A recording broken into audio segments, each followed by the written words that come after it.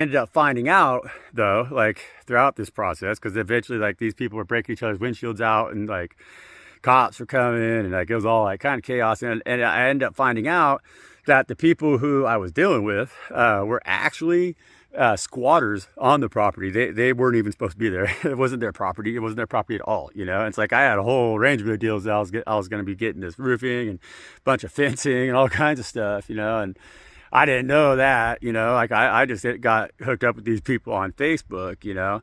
And so that deal, which was already like, you know, because I'm trading cookies and everything, it was kind of one of them deals that got real sideways real quick. And I was like, oh shit. And then they're like, I had the barn torn down, and like my trailer, my big pickup, you know, my big F-350 or whatever, and my trailer, big 16-foot trailer. And so, like, I just bought that trailer, and hadn't really ran it. You know, the guy said he hauled equipment with it, so I had set solid, you know. And so I was like, well, shit, man. They're like, the cops are coming, and all this bullshit. It's like getting real dramatic, you know. And I already almost stabbed this guy. Like, you know, seriously, it was ready. It was going down, you know. But he backed off. He knew better, you know. And so, like, I got my trailer. I was like, well, shit, man. I got to load everything up. You know, I had like 3/4 of the barn tore down. I was like, well, fuck it. I want to get everything I can while I can, because I sure as hell can't come back. I mean, I was like, this is a bad deal, you know. And at that point, being high priestess, you know, I should have just loaded up baby girl and says, hey, you all, good luck, you know, peace out. And but instead, I was stubborn about it. I kept pushing it, you know, because I wanted to get that deal. I was gonna get that deal, you know. And I loaded the trailer up, you know.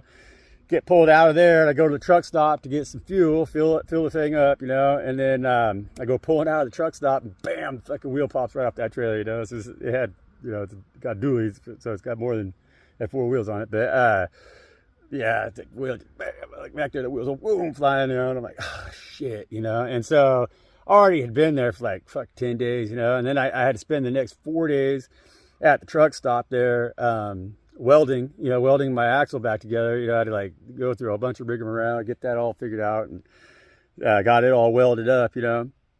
And then like on the way back, you know, like the tires were rubbing, so I had to stop, and I was like effing with that. And this couple, so I finally got the wheel welded back on, you know, at the truck stop, and I take off way out in the middle of the mountains, because I live way out in the middle of nowhere, you know, bumfuck. And so I'm out in the back road, you know.